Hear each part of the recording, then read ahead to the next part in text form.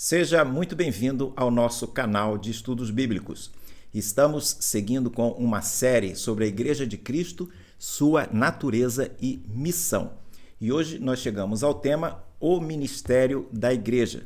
E nós usaremos algumas passagens que eu vou lhe dizer exatamente quais são logo em seguida. E importante por conta disso você ter em mãos a sua Bíblia. E importante também nós orarmos ao Senhor para que Ele nos dirija nesse estudo. E eu convido você para orar comigo nesse momento. Bondoso Deus, te agradecemos pela oportunidade de estudarmos a Tua Palavra. Queremos te pedir que Tu nos abençoes e que Tu nos ajudes a colocar em prática aquilo que viermos a aprender neste estudo. Em nome de Jesus, amém.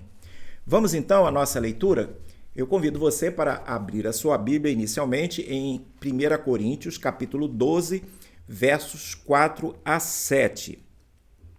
A palavra de Deus nos diz o seguinte: Ora, os dons são diversos, mas o Espírito é o mesmo. E também há diversidade nos serviços, mas o Senhor é o mesmo. E há diversidade nas realizações, mas o mesmo Deus é quem opera tudo em todos. A manifestação do Espírito é concedida a cada um, visando um fim proveitoso. Agora, no mesmo livro, 1 Coríntios, no capítulo 13, versos 1 e 2, lemos o seguinte: Ainda que eu fale a línguas dos homens e dos anjos, se não tiver amor, serei como o bronze que soa ou como o símbolo que retine. Ainda que eu tenha o dom de profetizar e conheça todos os mistérios e toda a ciência, ainda que eu tenha tamanha fé a ponto de transportar montes, se não tiver amor, nada serei. O próximo trecho da passagem bíblica que nós vamos ler está em Efésios, capítulo 4. Leremos o verso 11 e o 12. E aí a palavra nos diz o seguinte: E ele mesmo concedeu uns para apóstolos, outros para profetas, outros para evangelistas e outros para pastores e mestres, com vistas ao aperfeiçoamento dos santos para o desempenho do serviço para a edificação do corpo de Cristo.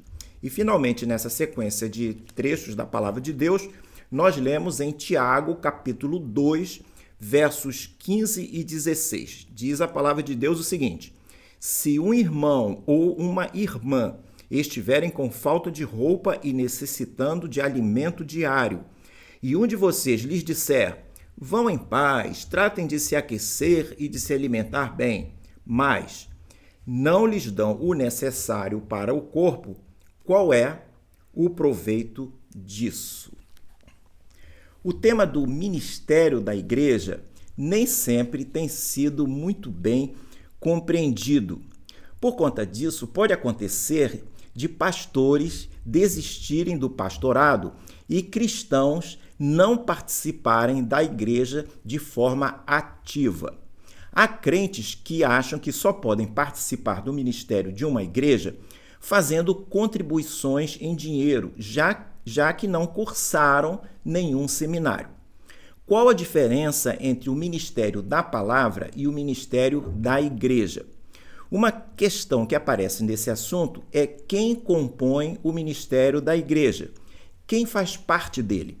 É comum ouvirmos a expressão entrar para o ministério, como sendo algo ligado àqueles que recebem um chamado para serem pastores. Esse pensamento, porém, se aplica no caso do ministério da palavra, que é um dos tipos do ministério da igreja. Ele na realidade, compõe o ministério da igreja como um todo. A Declaração Doutrinária da Convenção Batista Brasileira, no seu capítulo 11, afirma que Deus chama e separa pessoas para um serviço definido como ministério da palavra. O pregador da palavra é um porta-voz de Deus que tem missão semelhante àquela missão dos profetas do Antigo Testamento e semelhante à missão dos apóstolos no Novo Testamento, tendo Jesus como exemplo. A obra desse porta-voz de Deus tem finalidade dupla: a de proclamar o evangelho e de apacentar as ovelhas, de cuidar do rebanho. Quando lemos em Efésios 4, verso 11 e 12, vemos o apóstolo Paulo nos dizendo que o ministério da igreja é multifacetado e que todo cristão deve estar nesse ministério. Por conta disso, é importante considerarmos que o ministério da igreja é mais amplo, é mais abrangente do que o ministério da palavra. É o que tentaremos demonstrar ao longo deste estudo. O ministério da igreja tem várias vertentes e, por isso, todo crente pode participar dele. Além de diversas vertentes ou tipos de ministério, há diferenças nas funções e no nível de envolvimento de cada um. Por exemplo, há crentes que trabalham em tempo integral no ministério e outros em períodos menores. Há os que são remunerados e outros que não são remunerados, esses últimos por serem voluntários. Mas todos os crentes devem estar ligados de alguma forma ao ministério da igreja.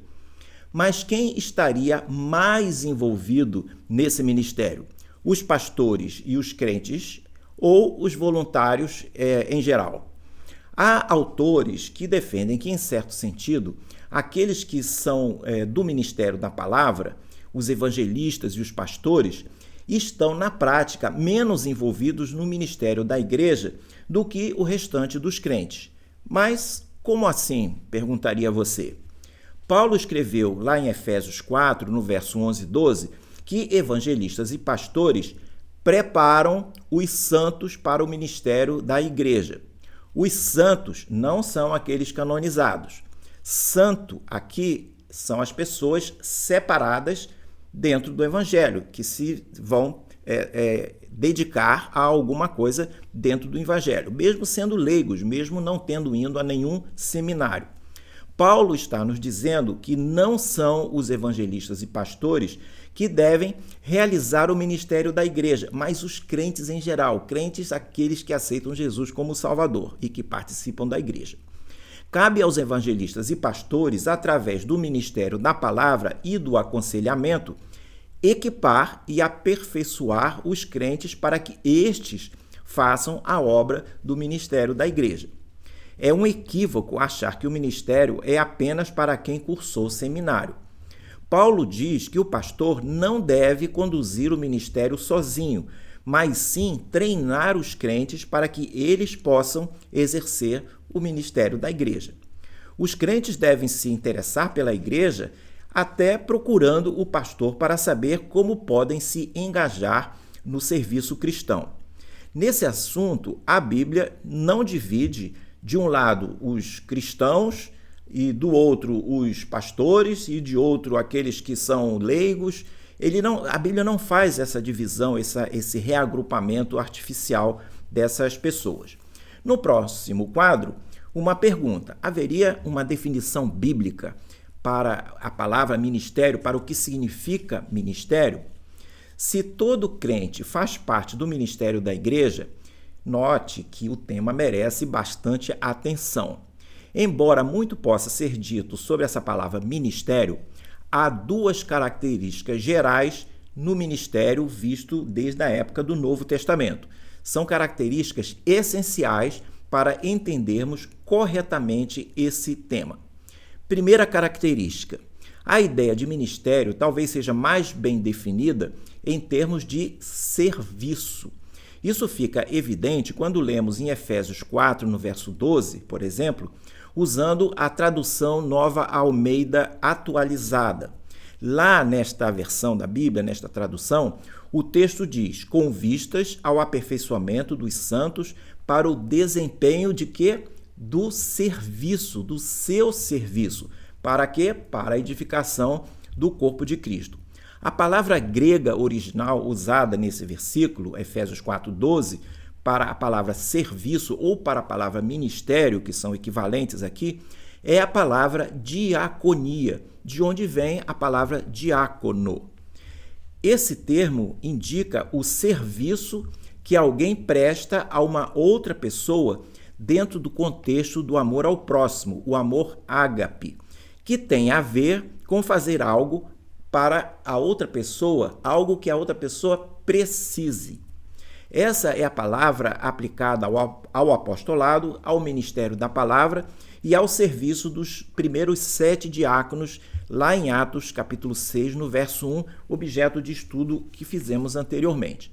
Segunda característica: O ministério pressupõe um serviço, mas um serviço que traz resultados.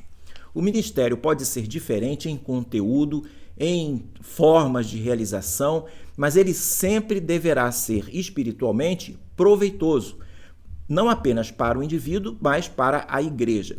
Isso quer dizer que o resultado espiritual do ministério tem como consequência edificar a Igreja de Cristo, à medida que fortalece e edifica os membros da igreja individualmente. O apóstolo Paulo não nos diz especificamente quais são as várias obras de serviço lá em Efésios 4, no verso 12, mas ele nos diz o resultado que se espera desse ministério. E qual é esse resultado? Para a edificação do corpo de Cristo, que é a igreja. Ou seja, em sua dimensão espiritual, o ministério verdadeiramente cristão é um ministério proveitoso do ponto de vista espiritual, pois ele edifica os cristãos individualmente e, consequentemente, edifica a igreja que é composta por esses cristãos. Os cristãos, ou os crentes, membros ou participantes da igreja, funcionam como membros do corpo. Cada um age em sua diversidade ou função, mas em harmonia com o corpo, porque fazem parte desse corpo. Por isso, se os crentes são edificados, beneficiados espiritualmente ou abençoados, a igreja é edificada, a igreja é beneficiada e a igreja é abençoada também. O que às vezes atrapalha o ministério da igreja é que muitos cristãos pensam que o único tipo de ministério válido é aquele que é feito pelos profissionais.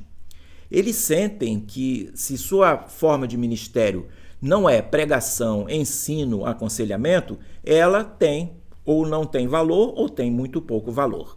Mas esse pensamento, além de ser um equívoco, ele é antibíblico. Atender às necessidades físicas dos necessitados é definido na Bíblia como um ministério, como veremos em Romanos. Você pode ler posteriormente Romanos no capítulo 15, verso 27, ou em Tiago, capítulo 2, 15 e 16. O ministério deve encorajar os crentes e fortalecê-los na fé. Os enfermos precisam tanto de um sermão quanto de conforto, encorajamento e também de oração.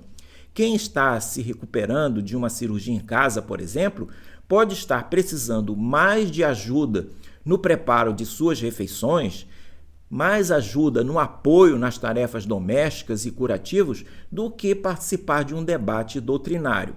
Às vezes, as pessoas equivocadamente avaliam o valor do seu ministério pelo tipo de ministério e não em termos do seu resultado geral.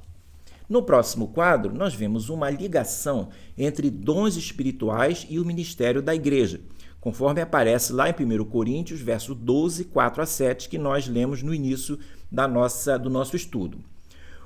A respeito dos dons espirituais, o apóstolo Paulo escreveu nesse texto que eu mencionei, 1 Coríntios 12, 4 a 7, ele diz o seguinte: ora, os dons são diversos, mas o Espírito é o mesmo, e também há diversidade nos serviços ou nos ministérios, mas o Senhor é o mesmo. Ele também diz: e há diversidade nas realizações, mas o mesmo Deus é quem opera tudo em todos.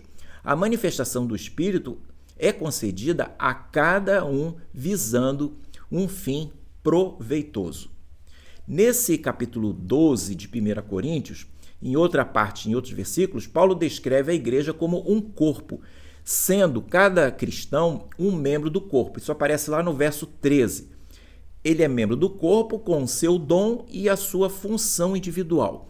Essa figura de linguagem da igreja como um corpo, ela é bastante poderosa, porque ela expressa muito bem que em uma igreja, da mesma forma que em um corpo humano, há unidade e diversidade ao mesmo tempo. Nenhum membro do corpo pode se ver como superior ao corpo, pois depende do próprio corpo para ter vida, para desempenhar o seu papel. E também, um membro individualmente não pode se achar inferior ou mesmo desnecessário, pois tem sua própria contribuição, que é única para a função do corpo. Nos versos 29 e 30, Paulo também nos instrui que nenhum indivíduo tem todos os dons, nem todos têm o mesmo dom. Em 1 Coríntios 12, Paulo afirma no verso 4 que há diversidade de dons e no verso 5 ele diz que há variedades de ministérios, sendo que o Senhor é o mesmo. Nesse texto, Paulo está indicando que os dons podem ensejar diferentes ministérios. Um pode ter o dom de ensinar e ser professor em um seminário, outro pode dar uma aula na escola dominical. Outro crente pode ensinar centenas de pessoas pelo rádio ou pela internet. Nesses exemplos, todos têm o dom de ensinar, mas Deus deu a cada um uma forma diferente de realizar o ministério. No verso 6, somos informados que há diversidade nas realizações, mas o mesmo Deus é quem opera tudo em todos. Deus não apenas deu diferentes dons aos cristãos e diferentes vertentes e formas de ministério para aqueles que têm o mesmo dom, mas também deu diferentes graus de eficácia a cada um. Exemplificando, uma pessoa pode ter o dom do evangelismo e ganhar 5 pessoas para Cristo em um ano, enquanto outro pode ganhar 5.000 pessoas para Cristo. Outro exemplo, uma pessoa pode ensinar em uma classe de estudos bíblicos de 10 pessoas e outra pode ensinar numa classe de estudo bíblico que tenha 50 pessoas. Um outro caso, por exemplo, é alguém que tem um canal de estudos bíblicos pelo YouTube e tem 800 pessoas inscritas que participam daqueles estudos. Tudo isso ilustra que os dons espirituais têm a ver com algum tipo de capacitação sobrenatural dada pelo Espírito Santo para realizar o trabalho, para realizar esse ministério. Vale notar que o poder que a pessoa recebe do Espírito Santo não é para fins pessoais, mas sim para usar no serviço cristão. Um ponto para observar, que nós mencionamos rapidamente, é que ninguém possui todos os dons. E por que é assim? Dado que ninguém tem todos os dons, isso significa que não é esperado que um crente faça tudo sozinho, mas sim que ele conte com a ação e a participação de outros crentes que têm outros dons, visando o desenvolvimento conjunto daquela igreja, daquela comunidade. No próximo quadro, nós vemos alguma coisa sobre o ministério da igreja e os relacionamentos interpessoais. Para o ministério da igreja funcionar, são necessários vários elementos, sendo um deles a prática do amor ao próximo, dentro do ambiente da igreja. Isso porque será muito difícil uma igreja dar conta do seu ministério se os crentes vivem em conflitos entre si, falando mal uns dos outros. Gálatas 5:23 nos dá uma lista do que a Bíblia chama de fruto do Espírito. Ele diz lá no Gálatas 5:25 que o fruto do Espírito significa ou demonstra a presença ativa do Espírito Santo na vida dos crentes. E isso será a chave para que a igreja seja uma igreja saudável. Mas o que é esse fruto do Espírito? Lá então, em Gálatas 5:23, nós lemos: mas o fruto do Espírito é amor, alegria, paz, longanimidade, benignidade, bondade, fidelidade, mansidão e domínio próprio. Note que a primeira manifestação do fruto dessa lista que nós lemos é o amor. Mas qual é o tipo de amor? De qual tipo de amor nós estamos falando? Aquele que faz uma pessoa gostar de outra pessoa? O amor aqui é o amor ao próximo, o amor ágape. Esse tipo de amor não é um sentimento. Você não precisa gostar de uma pessoa para exercer seu amor ágape por ela. Esse tipo de amor não tem a ver com o que você sente em relação aos outros, mas como você se comporta em relação às pessoas. Para ver o lado prático do amor ao próximo, vale levar em conta as 8 maneiras que esse amor ágape pode se manifestar, conforme mostramos no quadro a seguir. E essas 8 maneiras são identificadas ou foram identificadas pelo autor James Hunter, que escreveu o livro O Monge e o Executivo. Vamos lá, então, no próximo quadro, ver essas formas de manifestação, essas maneiras de manifestar o amor ágape. Você está vendo aí esses oito itens, essas 8 formas, e começamos pela paciência. Paciência significa autocontrole, significa também criar um ambiente seguro onde as pessoas podem cometer erros sem medo de serem advertidas de forma grosseira. A bondade, que é a segunda da lista que você está vendo aí, significa dar atenção, apreciação, incentivo. Bondade se expressa através da forma como agimos e não como nós nos sentimos. Prestar atenção às pessoas, ouvindo-as, é uma forma de bondade. Uma das principais tarefas do amor ágape é prestar atenção às pessoas. O próximo item, a próxima forma de manifestar o amor ágape é a humildade. Significa ser autêntico. Humildade significa ser sem pretensão, sem orgulho e sem arrogância. A outra forma de manifestar é o respeito. Significa tratar as pessoas tendo-as como importantes. O próximo item desse quadro é a generosidade. Trata-se de ser dadivoso. Generosidade é o oposto do egoísmo. Significa buscar satisfazer a necessidade do outro. Não significa fazer o que o outro quer. O amor ágape pressupõe atender às necessidades do outro e não necessariamente suas vontades. O próximo item é perdão. Perdoar é desistir de ressentimento quando a pessoa for enganada ou prejudicada. Não quer dizer desconhecer as coisas ruins que acontecem, nem deixar de lidar com elas, mas sim ter comportamento aberto, honesto e direto, sem ser de maneira desrespeitosa. Significa também lidar de modo afirmativo com as situações, mas depois não se esquecer de se desapegar de qualquer ressentimento, de qualquer coisa negativa e simplesmente seguir a vida. Honestidade é o próximo item, onde nós aprendemos que ser honesto é ser livre de engano. Implica esclarecer ou ajustar as expectativas das pessoas sobre o que você diz ou o que você está assumindo. Compromisso é o próximo e último dessa lista. Significa sustentar ou manter suas escolhas. Significa envolver-se.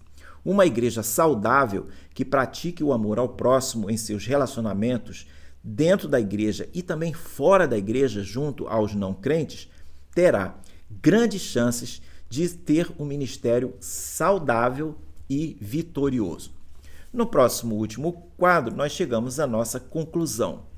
Vimos nesse estudo que o trabalho do ministério da igreja, em geral, é composto pelo envolvimento, pelo trabalho de todos os crentes, e não apenas dos pastores e dos evangelistas.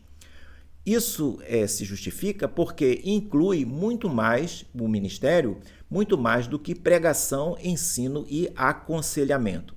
Mas quais seriam os motivos para um crente participar do ministério da igreja? A seguir, nós destacamos 4 motivos para isso. Vamos lá, o primeiro? Obediência a Deus.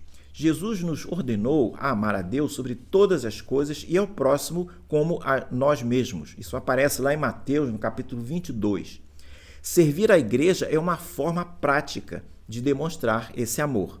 Deus chama cada um de nós para um propósito específico. É isso que nós aprendemos na palavra de Deus. Ao participar de um ministério, estamos respondendo a esse chamado, cumprindo a nossa parte no plano divino. Segundo motivo para participar do ministério da igreja: crescimento espiritual. O ministério da igreja, com suas múltiplas vertentes, ele oferece oportunidades para os crentes desenvolverem seus dons espirituais e talentos. O objetivo é servir aos outros e glorificar a Deus. Ao servir aos outros, o crente aprofunda sua fé e aprofunda o seu relacionamento com Deus, experimentando um crescimento espiritual significativo. A participação em um ministério proporciona a oportunidade de aprender novas habilidades, conhecer pessoas com diferentes experiências e crescer em sabedoria. Terceiro motivo, fortalecimento da comunidade. A igreja é o corpo de Cristo e cada membro tem um papel importante a desempenhar. Ao servir, os crentes fortalecem os laços de unidade e comunhão entre si.